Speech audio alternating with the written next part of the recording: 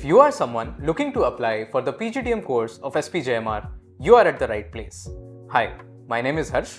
And I am Sakshi, and today we have 5 people from the cohort of 2025-27 batch who will walk us through this process and tell us what worked for them and what did not. And we will be debunking all the myths related to the form of SPJIMR. So, welcome everyone. We're happy to have you here today. If you guys can just start by introducing yourself, a little about your background. So, Vikalp, can you start by introducing yourself? Hi everyone, my name is Vikalp. I come from Gorakhpur, Uttar Pradesh. I did my undergrad from Symbiosis College of Arts and Commerce, Pune, where I pursued my bachelor's in commerce, along with a specialization known as ACCA, that's Association for Chartered Certified Accountants. Post my work, I did my work at Timco Steel Company, where I was a finance assistant and I was responsible for investment appraisal and capital budgeting, etc. And post that, I'm here at SPJIMR pursuing PGDM in finance. And yeah, apart from being stuck in classes from the morning to night, I also enjoy Formula 1 and football and cooking. Tharun, if you could introduce yourself. So hi, I'm Tharun Prakash. I was born and brought up in Chennai. I did my undergrad in electrical engineering from Assistant College of Engineering, where I graduated with first class and distinction. Post engineering, I worked as an equity research analyst in a private equity company for a year. After that, I worked as a transaction executive in a private auditing firm.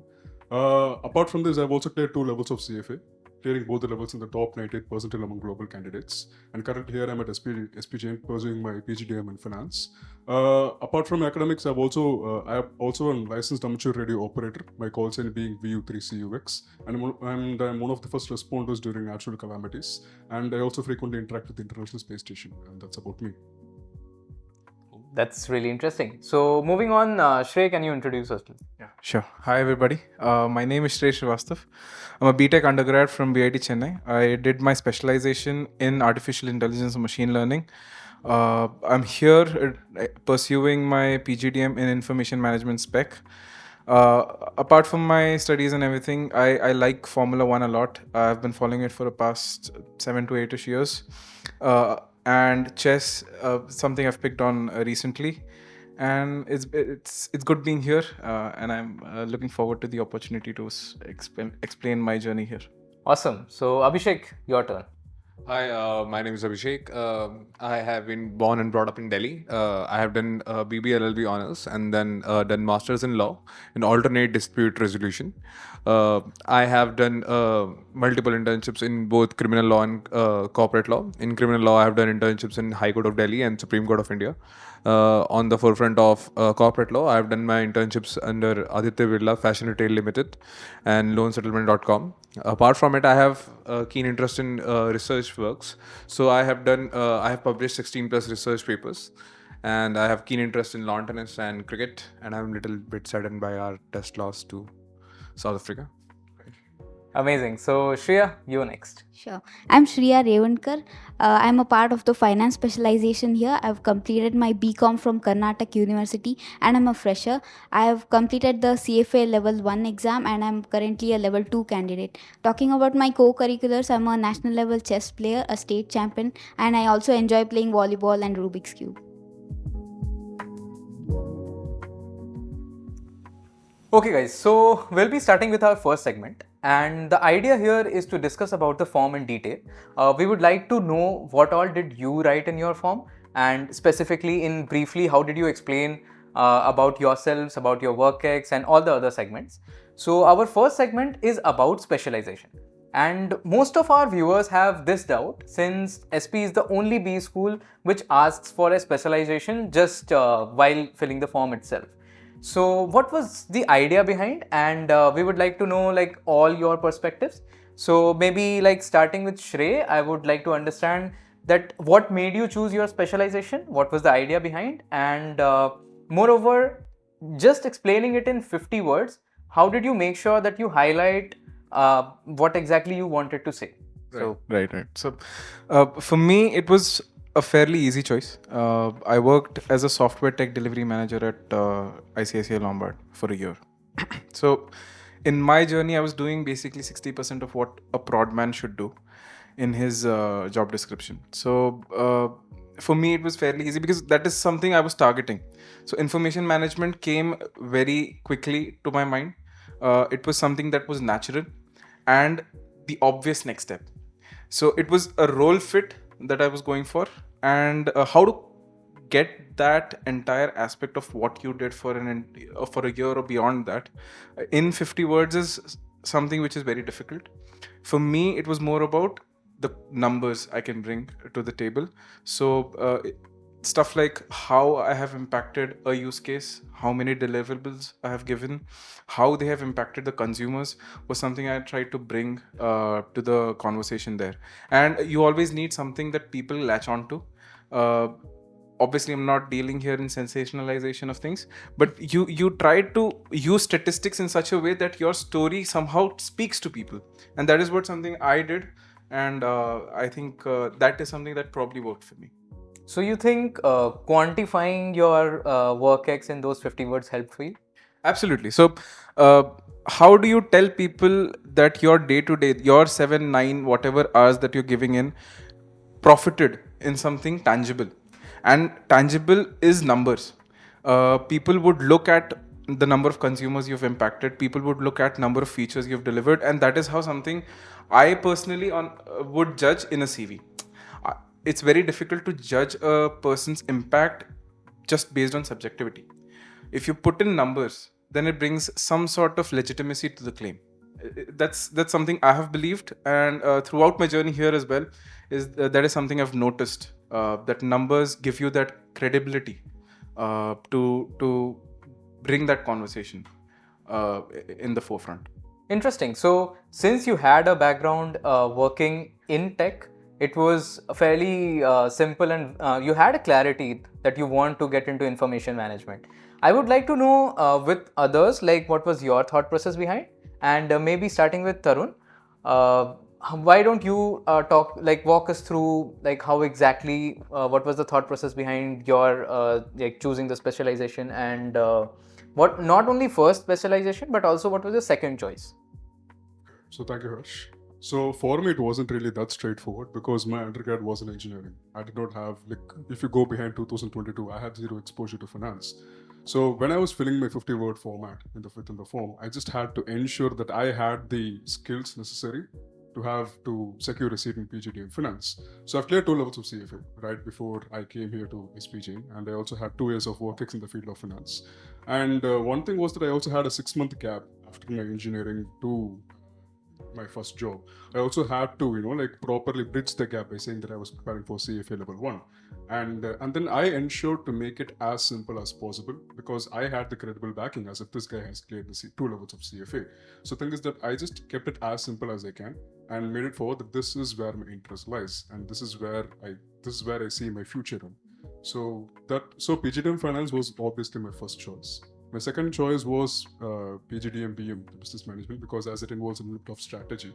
But I was 90% inclined towards finance because I knew what I wanted to do. I was very clear from my idea right from day one where I want to go, like what's my 5-year plan down the road. So yeah, PGDM finance was my obvious choice. Awesome. And did you also think about choosing PGDM versus PGDM BM as a course? Yeah, I did. But as I told you before, I wanted to do my specialization in finance. So PGDM BM is more, it has a broader spectrum. Think of it like a lake, whereas like PGDM finance is more like a well. It just goes deeper in finance, whereas like PGDM BM is more like broad. It covers all the areas and and then later through electives you can choose finance. But I was totally inclined towards doing PGDM in finance. Awesome. So till now we had 2 people, both had like crystal clear clarity of what they wanted to do. And why not Abhishek, I want to know your perspective because you have a very interesting background. So why don't you just share your thoughts? I was doing my internship at Aditya Birla Fashion Retail Limited and then loansettlement.com. In both these internships, I have come from criminal law background. So while doing these internships, what I noticed was that I had a flair for storytelling. I just lived for the stories. I was getting a thrill out of them. And my manager was an top B school graduate, and He gave me a role to convert my clients by talking to them on the phone. And then I realized that I'm really good at that. And the month's final plan showed that I had the 78% retention rating in the whole company. I was the third best in retaining clients. I was the third best in convincing clients. I really know how to get to know them, how to make them assured that I know their concerns. And these talking skills got my manager to talk to me about that is the law is my future. If I got the thrill by doing law, if I get the thrill by telling stories. And he told me that I should really see PGDM marketing as my future. So I delved deeper into that subject. I had already been in the process of alternate dispute resolution, and that field of law is also related not to the courts. So I seriously pursued through the PGDM marketing courses, and I filled that as my first priority. And my second priority was business management. I heard the calling that was there in future for me. So that was the story about me. Awesome. So very diverse opinions here. So maybe Shriya, can you walk us through what was your thought process behind choosing the specialization? Sure. So I got passionate about finance right from when I was in 9th and 10th, and I also pursued a degree in finance. And in the midst of it, I also completed the CFA Level 1 exam. So my choice was pretty clear, and I also ticked all of the boxes that the form asks, right? The specialized course in it, interest in it, and graduation in related area. So the first choice, finance, was pretty natural. But coming to my second choice, I was honestly not certain of what I have to do. So I asked a lot of seniors of which I have to choose, and I chose marketing because the other options of operations and IM are not really something I've had a background in, as I come from commerce. So the first choice was pretty easy, but I think you have to ask help from a lot of seniors to know what the second choice you have to choose. Awesome. So with this kind of discussion, one thing which comes out is that have a clarity, especially with your background, what you are good at, and something which you can justify concisely on why exactly you want to choose a specialization. And also, SPJIMR has a reason why you want to select a particular specialization. So need not be the only factor that you have a certain work ex or you have a certain background. Maybe if you have special interest or if you're pursuing some certification in any particular specialization, it's much better to choose that spec, right? So moving to segment 2, let's talk a little about the work experience section. So Vikalp, my question is to you. What were the things that you kept in your mind while filling the work ex section, considering that you only have 50 words to describe your work ex? What was the key idea and a few important tips that somebody should take care of while filling that section? Right. So while filling the work ex section, I had to ensure that I can show how much impact I have created in that work that I did. Right.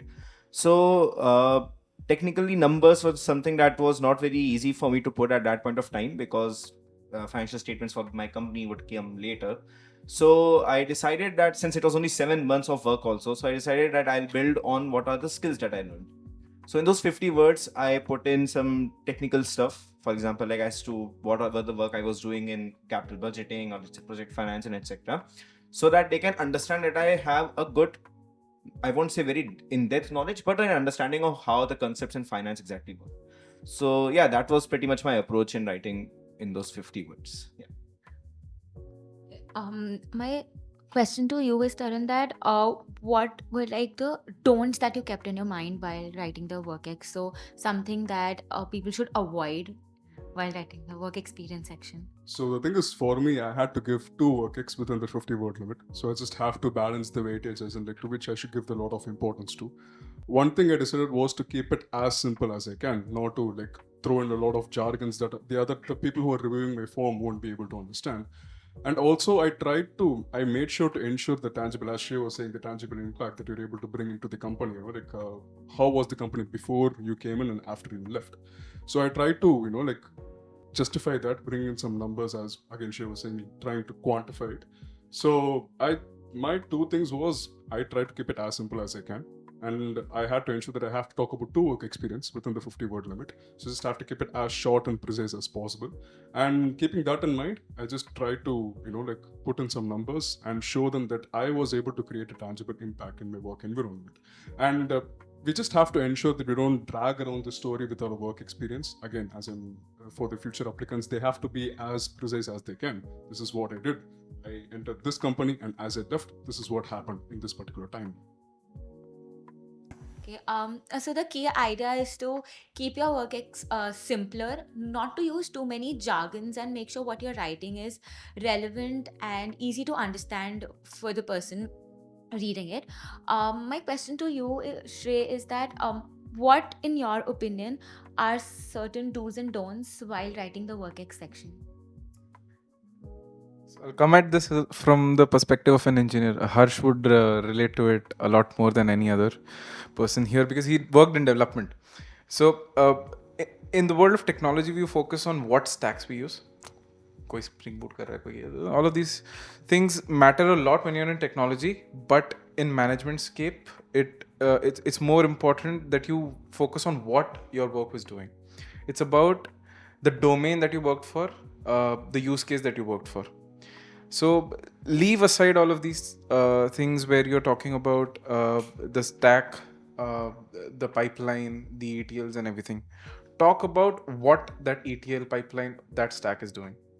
Quantify it, as I said earlier. And the do's are fairly simple, precise and accurate. And be ready to justify.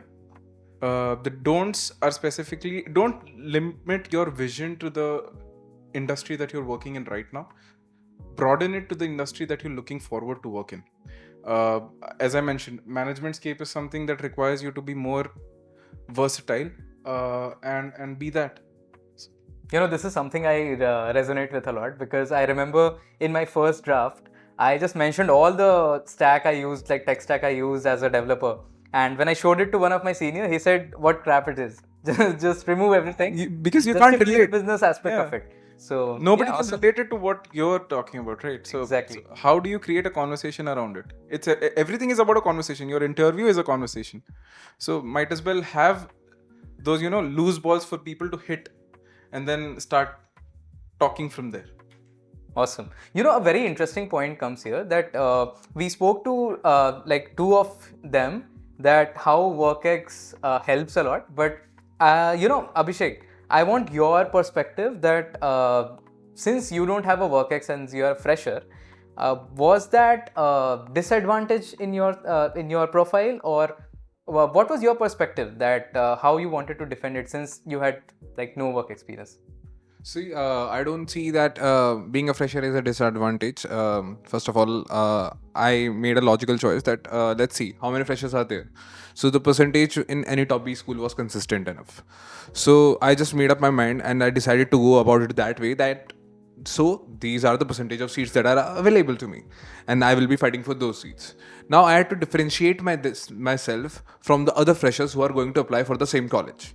So those 30 to 40 seats are going to be mine, and I will be fighting for the other freshers. Now, while writing my answers, I didn't have the WorkX option to do so. But SP forms provide ample opportunities to showcase your talents, your achievements, your highlights. And believe me, if you try to develop an Excel of what you did in your life, you sometimes feel amazed that you have come so far, and you feel really blessed that we are going to write something which would totally differentiate us. By the way, share a great advice to anyone out there. If you are going to fill out the SP form or any other top B school form, let me remain plain and simple, but just quantify your life. Just write everything down. Just get down to your all the certificates right from the start of your first class and get them in a chronological order and get them filled in an Excel sheet.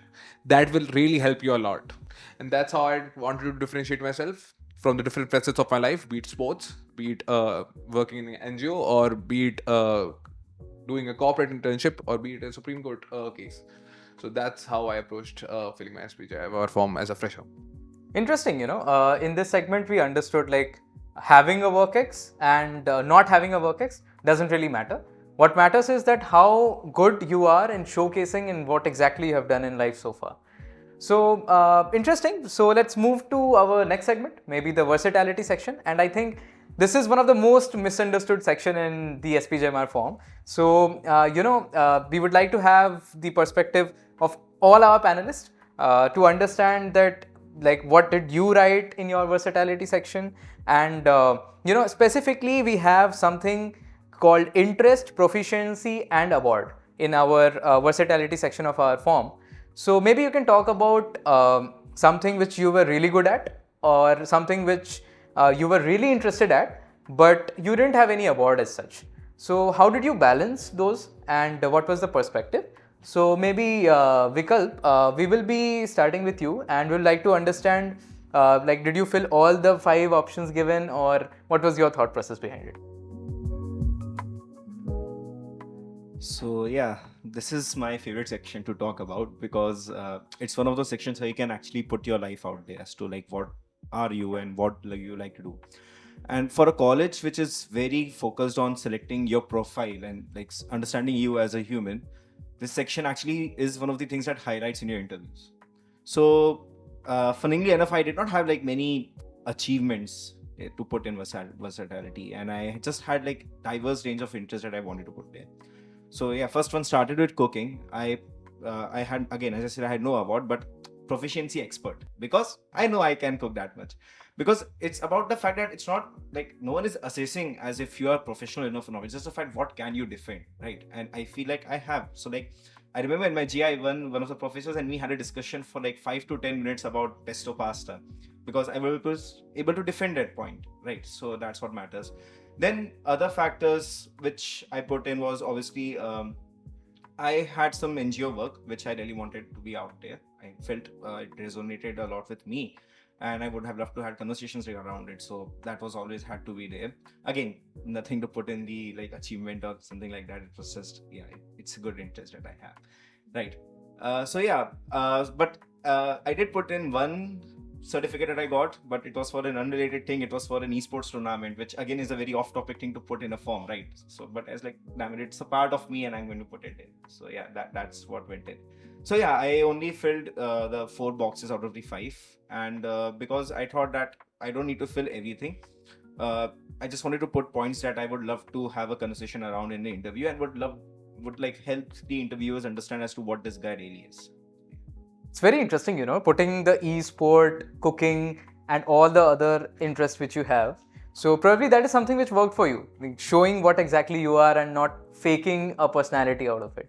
So, we have someone very special, Shriya, and I would like to know, since you had, like, really crazy extracurricular achievements. So how did you write about your chess career, and, specifically other aspects of your life?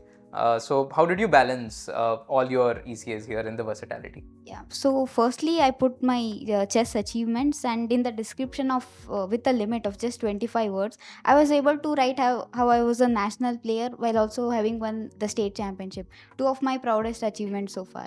So that was my biggest thing that I could put in the versatility section. But honestly, I didn't know what else to put in that. And then I again went back to all my certificates and found that like I had the certificate for being the runner-up in inter-school volleyball. It might be pretty small for compared to some playing nationals or other people's achievements as well, but I took pride in it.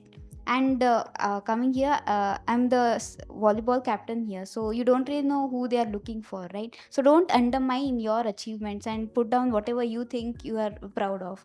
And again, and the third one I put was a hobby, something which I have no awards for, no certificates for. It was solving the Rubik's Cube, and I put down how I can solve it in less than 30 seconds. And that also played a major part, was a major part of my interview, and it made me look like a more interesting person who can do multiple things.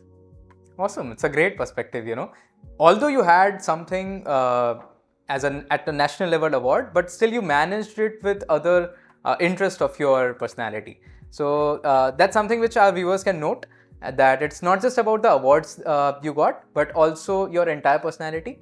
And maybe Sakshi, you can have a conversation with all other panelists on their versatility. Tarun, if you could tell us what was your approach for the versatility section, and what do you think about balancing personal and professional versatility in this section? Yeah, sure. So my artsy side is almost non-existent. I cannot sing, I cannot dance or anything. So I focused on one thing that I could steer my conversations to in the interview. So the first thing that I filled in was my radio license, which is an international radio license with my call sign. And then I told what I do with this license, being one of the first responders during natural calamities and whatnot. And fortunately enough, during the second round of interview, this is what they actually focused on. The entire conversation was focused on my radio license. And for the other two things, I did not fill the entire versatility. I just put in like three things. The second thing was me being in charge of my quiz clubs in my college and me pursuing quizzing as a hobby. And the third thing being me having years of experience in Taekwondo and MMA. So I just tried to showcase what kind of person I am. And also, it was very evident, okay, this guy knows nothing about the art aspect of life. So this is what he has, this is what we have to deal with. But then again, I just ensured, reiterating, I just ensured that it could be as simple as it can. So this was my strategy part. So as your question about the professional and the personal part, the first part of it, I just made to ensure, since I'm an engineer shifting into finance, I just mentioned it that this radio license helps me to be in touch with the roots of my engineering. I mentioned that as a point, and followed that the other two were my personal versatility achievements. That's quite interesting. We have all sorts of items in the versatility section, be it like sports, and then you have personal interests and something professional. My question to you both, Shrey and Abhishek, would be, how did you guys manage the versatility section? What was your thought behind it, and some items that you wanted to specifically include in the section? So I was vying for the information management seat, so I thought maybe I should talk about my research. That is something I'd done when I was 17, 18 years old, first year in my college. Generally, people don't do it, but I was one of those people who thought I should get into it. So this was a paper about the comparative analysis of algorithms, and now I think currently it has more than 500 citations, regarded as one of the best papers in comparative analysis scape. And I think actually it helped me a lot, because I remember my GI2 conversation being around why these three algorithms is something that you're comparing, what are the metrics, probably looking at what my thought process behind the entire selection is. My metrics should not be just anything out of the pocket. It should be something that is tangible, that is explainable. So this was about my versatility. Again, a conversation starter. I also had chess in my versatility section. I don't play as much as Shriya, but it was something that I was picking up in those days. And I was very scared that probably they'll dole out some moves and I won't be able to understand. So I was worried about that, but something again that basically tells that I'm still ready to learn new things. Versatility is not everything about what your achievements are, but mostly about what you're ready to learn. Versatility shows that you're still ready to adapt when everything for the past 20 years has been set in stone for you in your academics, in your journey up till here. And there was music. Here I'm a part of the music spectacle. It's called B Major. And so since my early days, I've been very much involved in performances on various levels. So something I wanted to probably highlight. The best description that I got for myself and that stuck with me was given by my mother, that Abhishek, you are a jack of all trades, master of none. So being a versatile, so that's when I realized that it's not being bad. So my mom said that to me in a proud sense. So from that day onwards, she regretted saying that, because I have done 12th in PCB, that's physics, chemistry and biology. Then I did my law, and then I moved to corporate law after criminal law, and then I moved to an MBA in marketing. And maybe, God willing, this is my last degree. But so being versatile comes naturally to me, and the testament to that is that there are only 2 lawyers in the MBA field in SPJIMR right now. So Yeah, the same thing as Shrey said, that being being a learning sport, right? There is nothing which can give much more joy than being a good learner. You get to experience new thing every day. Now coming to the form part. So while writing I was a little skeptical about. I was much more transactional in writing, so I quantified that. Okay, so I have an NGO work which I am really proud of. I'll go with that one. And then I have a sports award. I was the captain of my lawn tennis team, and I represented my school in all the Northern Championships. I'll write that one. And then, out of fear, when there was a COVID time era, so inspired by Shrey in some sense, so I just got to writing research papers so that I have something to show on my CV. So I wrote around 15 research papers in those 3 years, and God willingly, that saved a major chunk of my headache, and I was able to complete my form with those. That just what versatility, which I thought I was able to fill the form. One thing I wanted to say, don't be bogged down by the number of fields that there are. Not everybody can do 5 Exactly. See, let's stick to reality here. So even if you don't have 5, there are people who have 10. They'll have a problem finding 5. There are people who have 1 problem finding 5. So just be honest. Show that you're ready to learn, and you had fun during whatever activity it was. That's my take of the entire segment. Awesome, very diverse opinions, but I think we need another podcast itself with Abhishek so that we understand all his diverse interests and versatility. But moving forward, we have something very interesting, and this is something which SPJIMR faculties look while they are taking the interviews, which is the responsibility shouldered section. And in this segment, we have 2 segments, personal as well as professional. And I would like to understand with all of you that what did you mention in your personal responsibility shouldered? What was the thought process? And all of you who has work experience, how did you define your professional responsibility shouldered? And specifically when maybe you were not at a leadership position, then how did you justify it? So maybe Shrey, you can start with both personal as well as the professional responsibility. Yeah, so I'll talk about it from an applicant's perspective. So you're filling the form, you're thinking, okay, there has been a lot of ups and downs in my life. What do I want to probably talk about? That is something that comes personally to you. That is something you can't really derive from our experiences. But whatever it is, probably be honest and talk about the learnings, reflect on it. And it's not about how low was the down, the downturn of life. It's about what did you learn from it, and be reflective and be open to being, vulnerable in those points. Realize what you had done wrong, probably talk about how you made it right.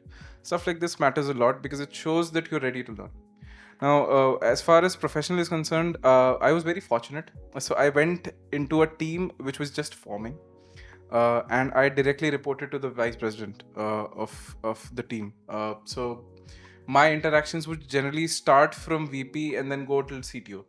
So in that way, the responsibilities that I shouldered were of a very high, regard, and the impact that I had on these projects, because I was handling them with a team of 10 to 12 people, somehow gave me those points to talk about in a professional points of responsibility.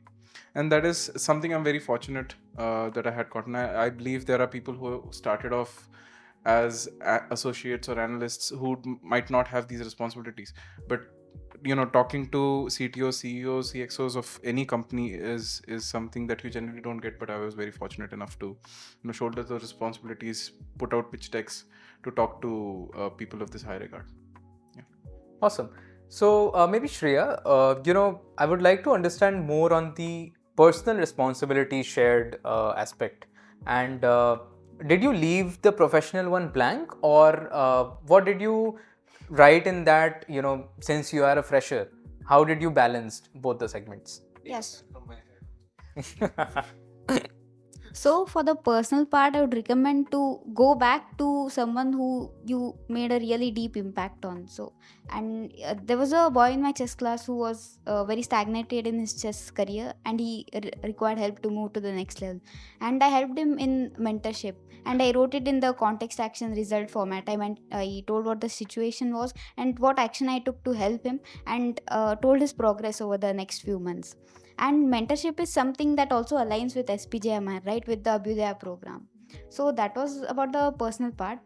I as a fresher, I don't have professional responsibilities at the workplace, but I was a team lead at a chess championship where I was the lead of 5 members. And uh, I I mentioned I had no quantitative numbers to put in it, but I mentioned how I mentored the team and increased their confidence and resolved disputes as well.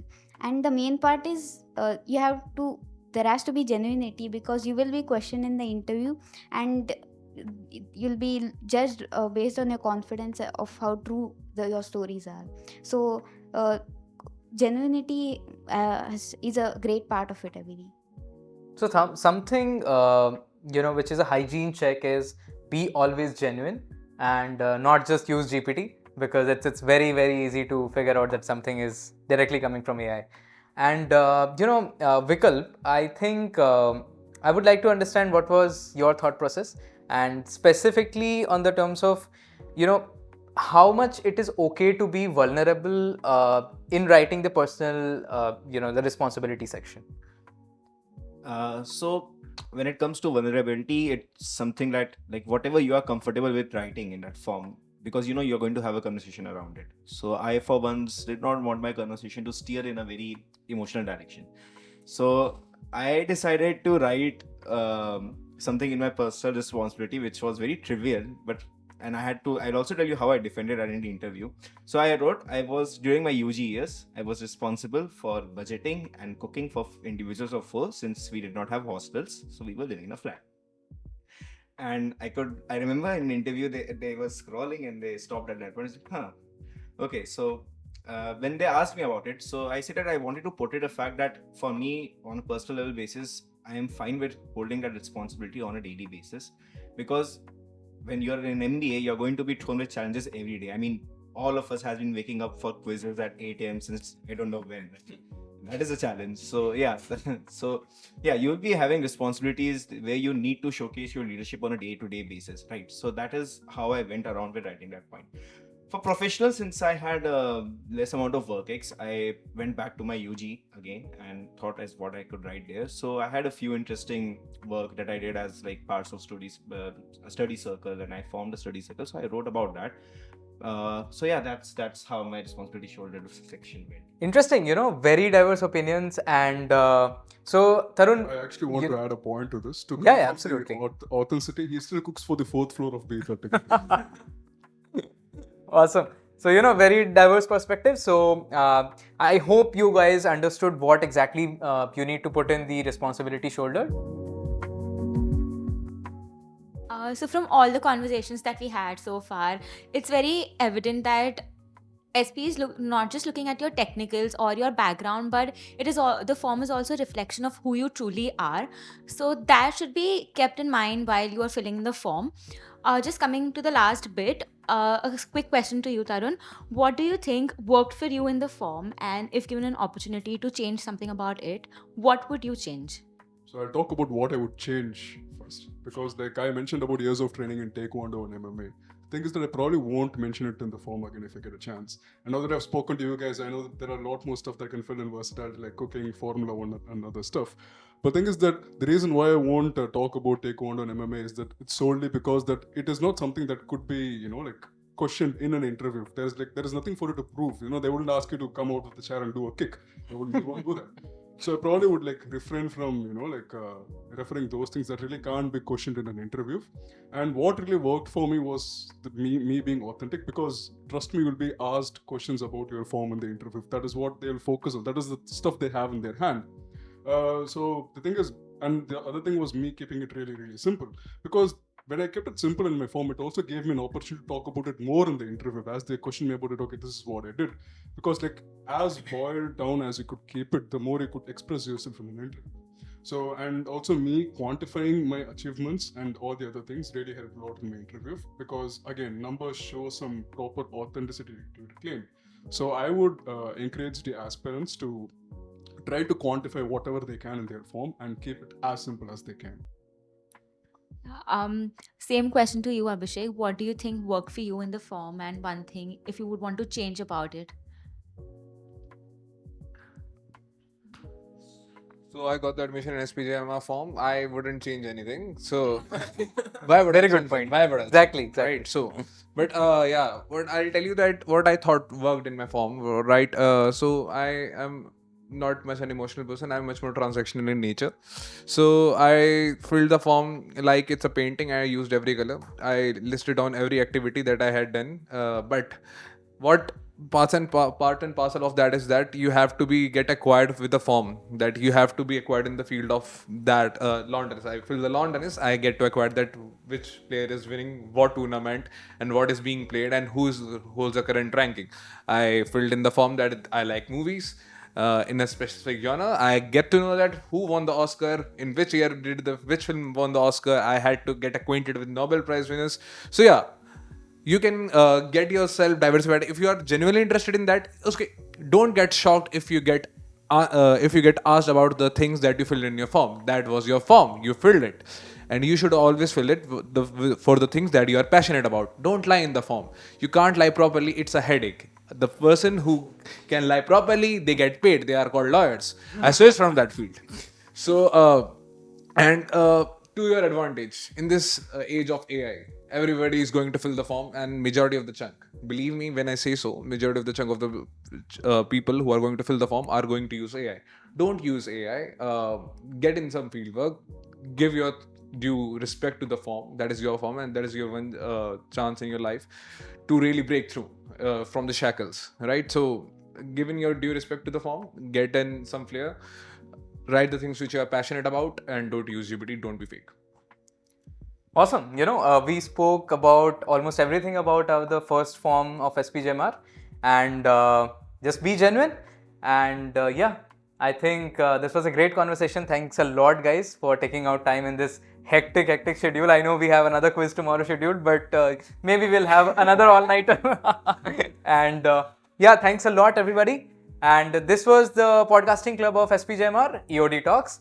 And today's host is me, Harsh, and Sakshi. So thanks a lot, everyone, and see you in the another video.